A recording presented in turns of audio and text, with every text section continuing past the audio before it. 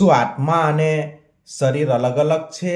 હા, જેવી રીતે ઘર અલગ છે અને ઘરમાં રહેનાર પણ અલગ છે, તે જ રીતે શરીર અને આત્મા બંને અલગ અલગ છે. જેવી રીતે કાર નવી હોય છે અને જ્યારે થોડા વર્ષો થાય પછી જૂની થાય છે અને બગડે છે, અંતે ભંગારમાં જાય છે. પરંતુ ત્યારબાદ કાર બગડી જાય ત્યાર પછી નવી કાર લેવી પડે છે, પણ તેનો ડ્રાઈવર બદલાતો નથી. તે જ રીતે આત્મા અલગ અલગ, આત્મા એક જ છે પણ શરીર અલગ અલગ છે. આ જ રીતે ભગવાન શ્રી કૃષ્ણએ ગીતામાં કહ્યું છે કે શરીર એક ક્ષેત્ર છે અને તેનો શરીરને જાણનાર તેને આત્મા કહેવામાં આવે છે. એટલા માટે જ कहवायु छे कि ये जिस्म तो मिट्टी है, मिट्टी में मिल जाएगा, तू रूह है बंदा, तेरा वजूद अमर कहलाएगा.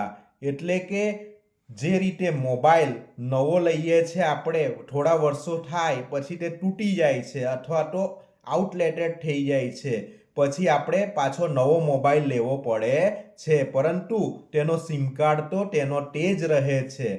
એટલે આમ ભગવાન શ્રી કૃષ્ણ 13મા અધ્યાયમાં કહે છે કે આત્મા મરતો નથી, શરીર મરે છે પણ આત્મા મરતો નથી. શરીર બદલાયા કરે છે. જે રીતે વીંટી, હાર, બંગડીના આકાર અલગ અલગ છે, તે સોનામાંથી બનાવવામાં આવે છે અને તેને ઓગાળતા પાછું સોનું જ મળે છે. આમ સોનું એક જાતનો આત્મા છે, પણ તેમાં જે વીંટી, હાર, બંગડી છે તે એક જાતનું શરીર છે, એમ માની શકીએ આપણે.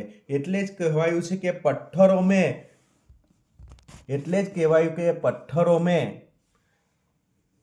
फूलों में इंसान में वही है जो सब में खुदा देखता है, बस वही है सही है. આમ આત્મા એક જ છે પરંતુ શરીર અલગ અલગ છે. આમ શરીર એ ખેતર છે અને આપણે તેમાં કર્મો કરીએ છીએ, બીજ વાવીએ છીએ.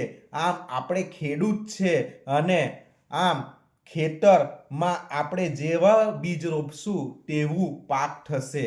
આમ આપણે પણ ઈશ્વરીય તત્વને જાણીએ અને આત્માને સમજીએ, તે જ સાચો જ્ઞાની છે. મારી વાત ગમે તો લાઈક કરો, કોમેન્ટ કરો અને સબસ્ક્રાઈબ કરો.